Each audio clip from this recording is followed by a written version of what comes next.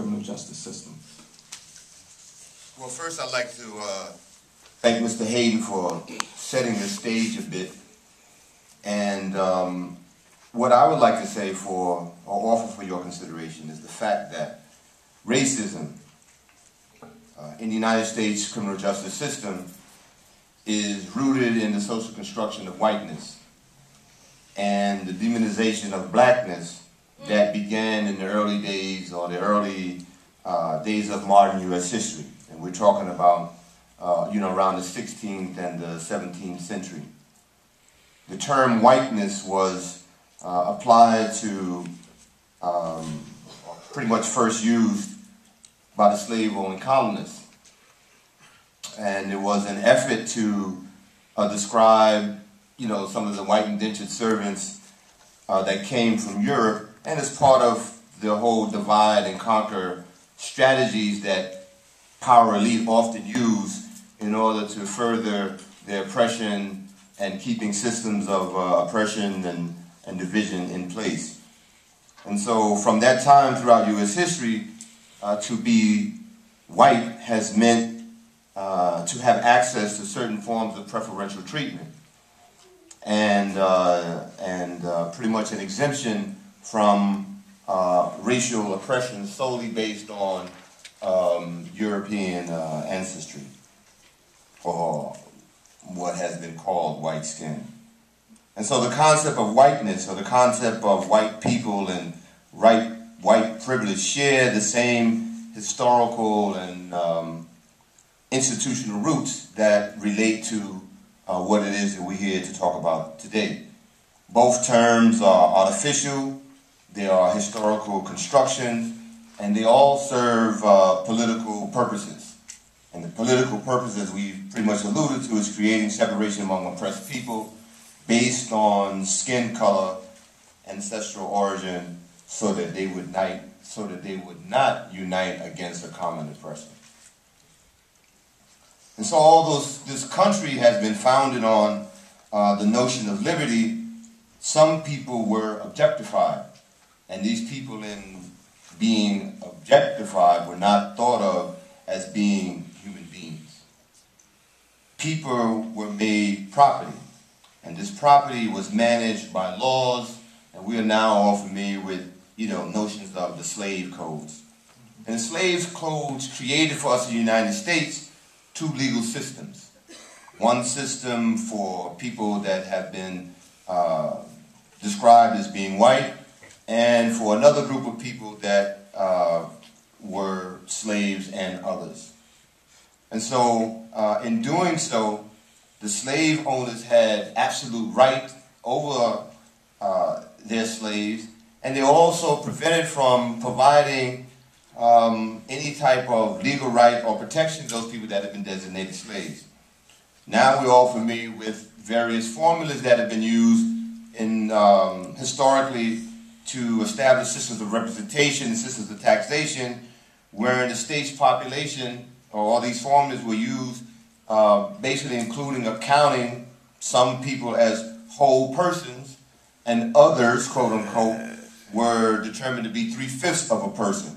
Again, reinforcing or establishing the notion that all people were not considered people or wholly human. And so in addition to criminalizing slave behavior, the slave codes also criminalized blackness itself, in that it restricted the lives of, quote unquote, free blacks. They also received distinguished treatment, in that they were prohibited from living in certain places, their movement was restricted, and to some degree they had to have certificates of freedom issued by courts in order to be clearly identified as a quote-unquote free person. They were restricted from having certain jobs, and it became a crime even to teach people of color how to read or write.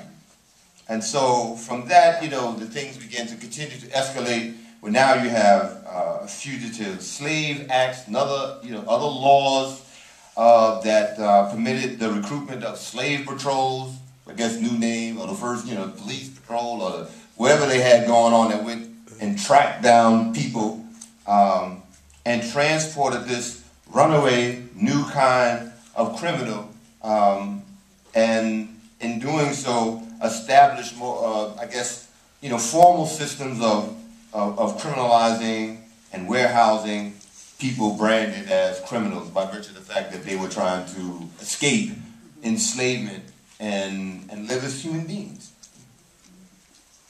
We should also note the role that the courts have historically played in the criminalization of blackness. As was mentioned by Mr. Hayden, there's another pertinent case, Dred Scott.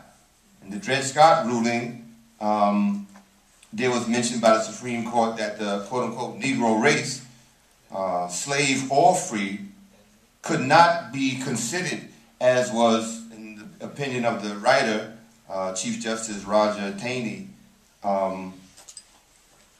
understood to be the persons that they were referring to when they were talking about we the people of the United States. This author, writer of this opinion, concluded that this was and forever to be a subordinate and inferior class of beings. And so you have this construction of the way we say today, human beings or people are to be conceptualized, and this, I believe, is at the root of what it is that we are attempting to address today.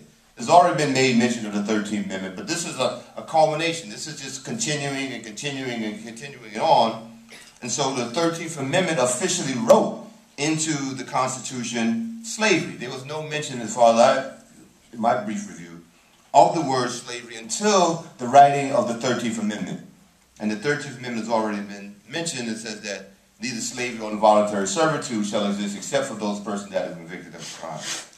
So, following, the 13th Amendment, subsequently now you have black codes, further criminalizing behavior of people who were so-called free.